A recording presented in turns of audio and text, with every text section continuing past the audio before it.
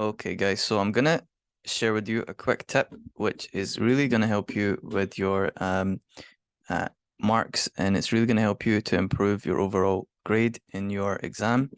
This is going to be true for RUAE. It's going to be true for your set text. It's going to be true for your critical essay. Basically, this sort of strategy, which I'm going to share with you today, is going to help you improve like across the board in anything you do when it comes to analyzing quotes and it comes to analyzing the language in the text. Okay, so what I'm going to do is I'm going to share with you basically a strategy for analyzing quotes, analyzing the text, again, which is going to sort of improve your ability with it, and it's going to help you to answer questions in all the different sections in your exam. All right, so the very basic strategy, okay, when it comes to analyzing any quote, all right, and write this down, okay?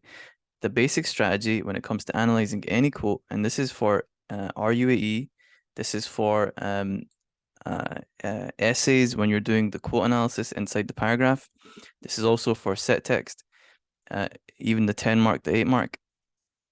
The basic process, okay, is these 3 steps. So the first thing you do, and this is true for in your own words, it's true for word choice, it's true for imagery, it's true for any sort of technical analysis of a quote. The first thing you do is you explain the quote, and you explain the quote using the steps of that technique. Now, today I'm going to show you what this means with in your own words and word choice. Okay, so you explain the quote, that's the first thing. So you should make your heading how to analyze any quote or principles of analyzing a quote. So first thing is explain the quote using the RUAE technique. That's number 1.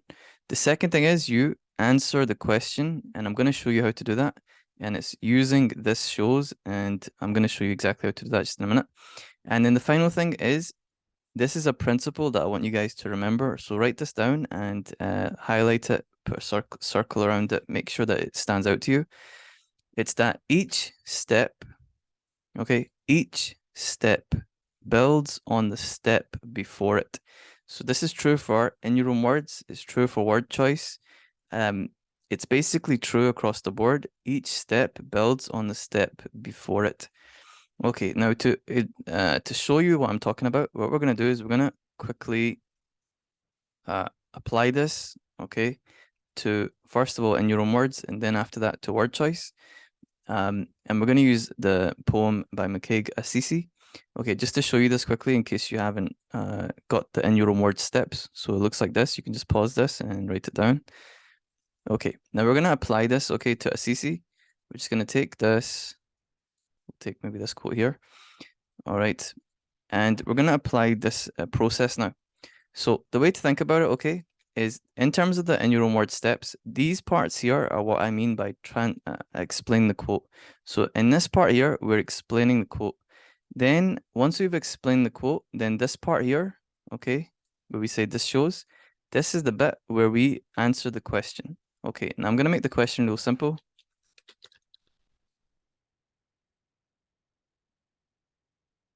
It's just going to be, what do we learn about the homeless man? Okay, so now we're going to apply the steps. Excuse me, we're going to apply the steps.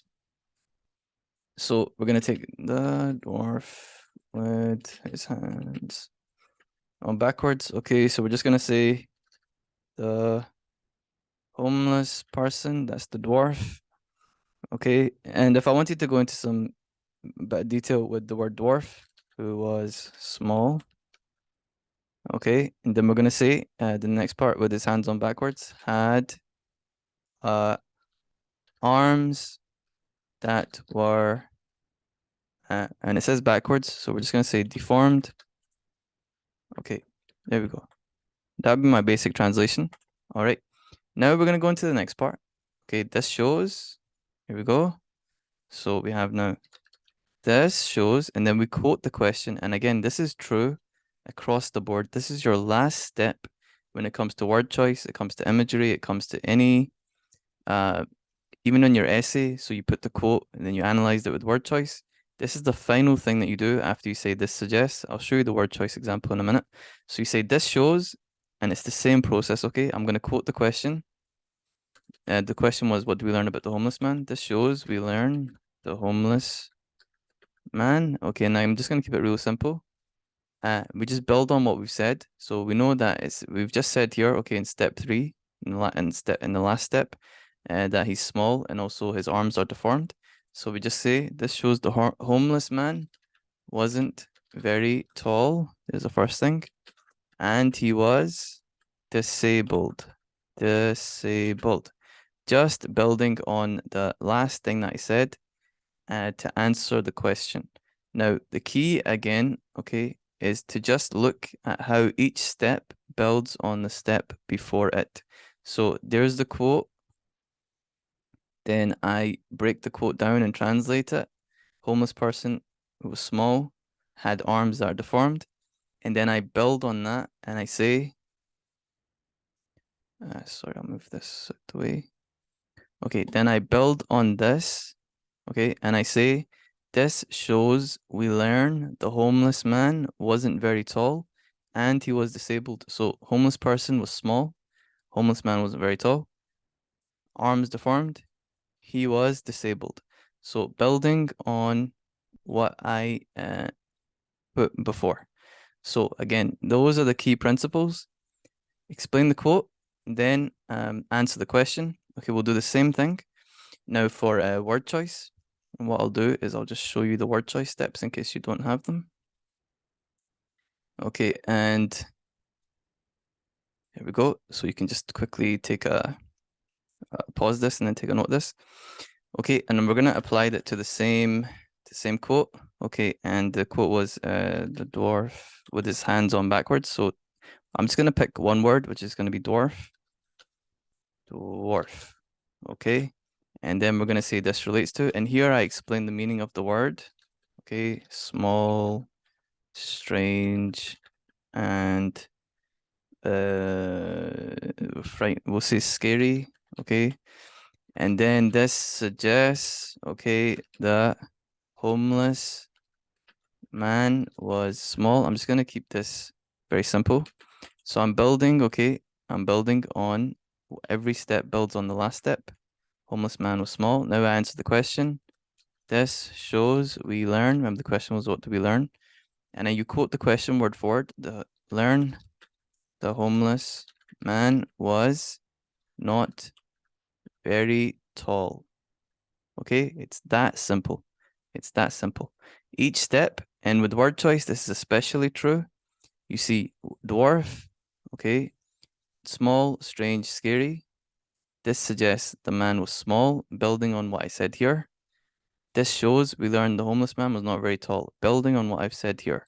So basically in each step tells you what to write in the next one. So this tells you what to write here, and then this tells you what to write here. Now, some of you may be thinking, okay, but that's very simple. What if it was a more complicated answer that we needed? This would be a 1 mark answer, by the way. This would be 1 mark at higher and at Nat 5. At Nat 5, this would be 2. You get 1 for the quote, you get 1 for the comment. But let's just say we wanted to make this a bit more complex. We could say not very tall and was considered. Yeah, I'm going to use simple words just so that you guys can understand it. Here we go. He was not very tall and was seen as being scary and strange by the people who attended the church.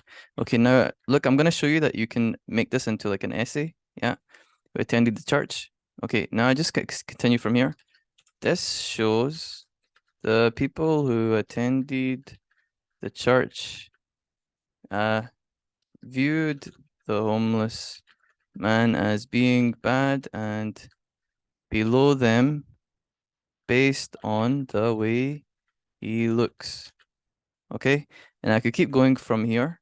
I could just keep going from here, and you can see here, look, if I just put these things together, okay, watch. Put this like this, put this like this, put this like this.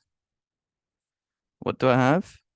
If I put it like this, if I say the writer says dwarf, what do I have?